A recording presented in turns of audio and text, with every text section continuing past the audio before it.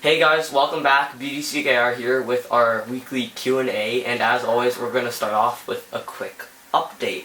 So in Mortal Kombat X, the online season is just a regular season, so some gear, some souls, some money, and the challenge right now is this character here, Ronin Kenshi. So those are his specials and his ability.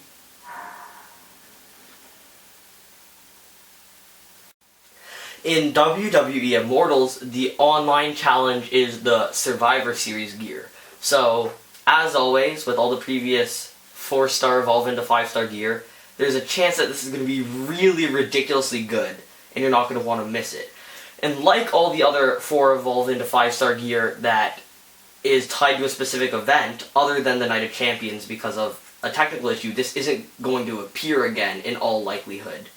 So, definitely grab it while you can. And the new update, current challenge has Red Soldier Rusev now in it. And the new update has a pack in it containing unreleased characters, including Big Red Monster Kane and Frontiersman Rusev. And what we'll probably do is in the next day or so, we'll have a specific video highlighting them. So we've been waiting a long time for Gold Kane. Here he is. So clearly what they've done is they screwed up. They've included upcoming challenges in their challenge booster pack. And so we get a nice free preview. And if we want to, let's take a look at their starting stats. Too many cards to get through. Give you an idea of just how good they potentially are. So he's actually got the matching stats Big Red Monster Kane to Stone Cold. So I wonder if he's going to be a good magnet. Defense, yeah. Magnet on defense. And Frontiersman Rusev has actually higher total starting stats if you just combine the offense and defense. So yeah, to see this challenge pack, you need to open it in offline mode, and they either, like you said, screwed up, or they're only releasing it in several months. Alright, so yeah, we're going to have something up soon about that. Okay, so in Injustice, the online season is the regular season, so golden money, and the challenge is Red Lantern Hal Jordan, as you can see now. So anyway, now is the time where we end our weekly update and we move into the question and answer section.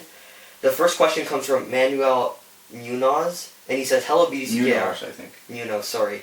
I'd like to know what you guys think the best overall Red Sun team is out of all 6 Red Sun characters.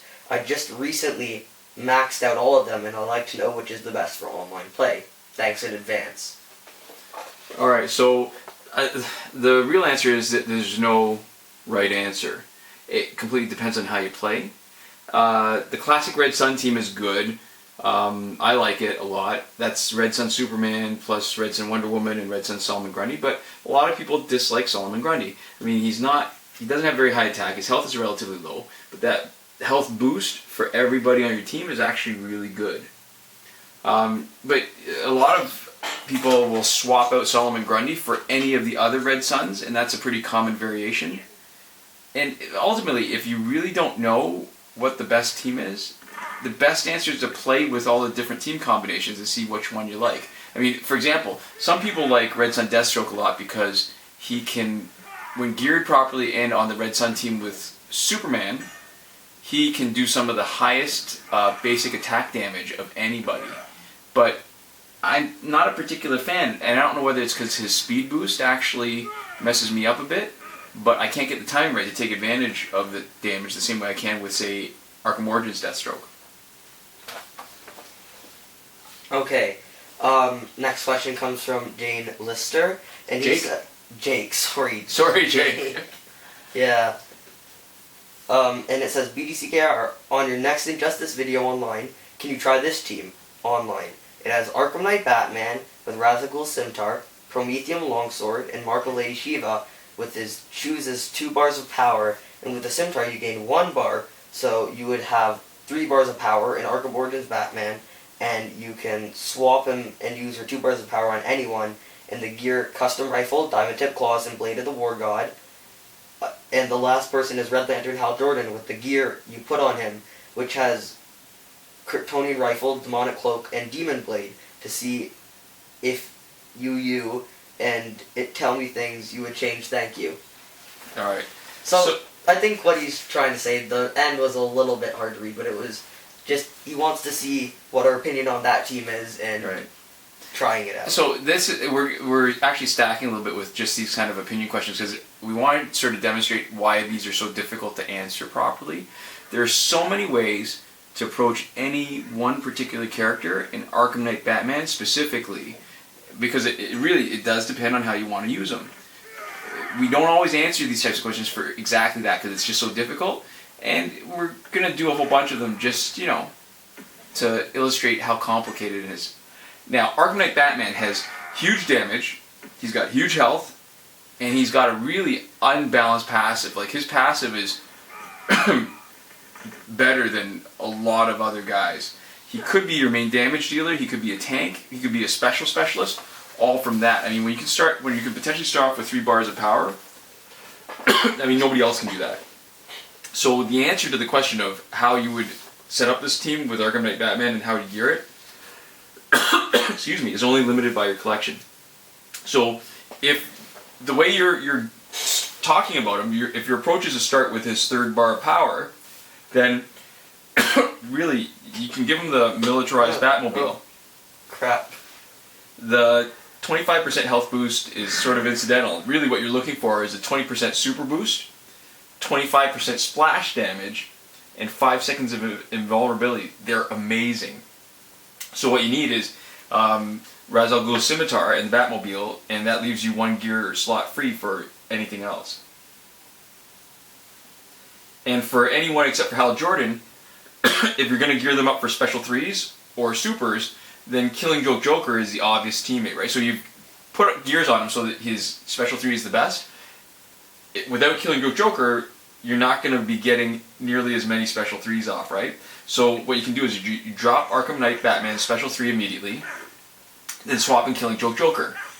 If you gear up Joker to be a damage dealer, like in our video, and we'll include the link again in the description, and actually we can do it on screen too, a link on screen, he'll finish a lot of teams on his own, or at least leave them damaged enough so that when Arkham Knight Batman comes back in with another full 3 bars of power, he should be able to mop up pretty easily. And, I mean, with all that being said, we're not huge fans of relying on supers and MP online battles, because even though supers are unblockable, when you're online there's a percentage defended that means you're not getting full value, which also means that there's a chance that the opponent will survive, and even maybe that an unblocked special 2 would have done more damage and only taken 2 bars of power.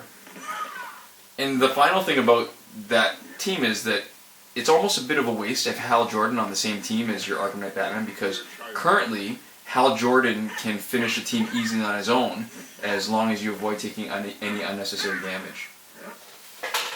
Yeah, so our last question comes from 454 FFV, and, well, this is more of a comment, I guess. I think the best gears on Hal Jordan is Demonic Cloak, the Yellow Cloak, forget the name, and the Iva Stick.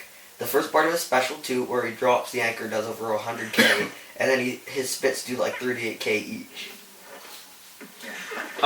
Yeah, I guess, sure, it does more damage, but it's more of a rhetorical question. Are you able to finish battles any faster? I mean, even with the setup that we've got, we're finishing battles like a full ultimate battle in averaging less than 10 seconds per fight, 49 seconds total in battle time. And if you don't need to put those legendary gears on them, it makes it easier. You can leave the Cloak of Destiny on back row, which makes her a much more effective backup, and we can leave the Ibis Stick on our defense team. So it comes back to an earlier principle from some of our previous videos where you see we've got multiplayer online teams where they don't have maxed out gear. The principle really is you want to have as many teams as possible that you can do have really effective fights with, right? So you don't have to gear them up, because if you gear them up, you're going to spend a lot of time swapping out gears, And it's surprising once you actually have a pretty full and maxed out roster, it's pretty tedious switching gears around. Alright, and that's it. So yeah, we do lose this fight.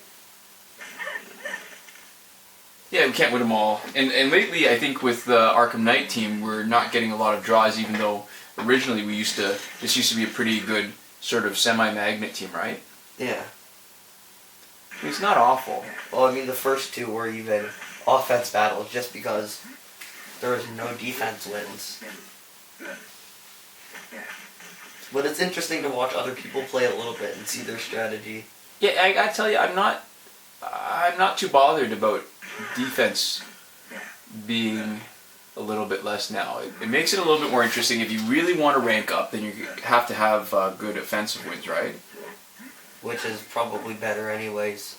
Yeah, it limits the effect of hackers, because it strikes me that a lot of the hackers who are dominating online play, it's because they have a lot of defensive battles. They don't really have the time to do a lot of offensive wins, right? Yeah. Alright, so that's it for this week. We should have something in the next couple days on the, like we said earlier, about WWE Immortals, the upcoming challenge characters. Plus, I think our pack openings have been pretty popular. We're going to do a Most Wanted pack opening later this week, maybe, or at the beginning of next. So thanks for watching, guys. Komoda.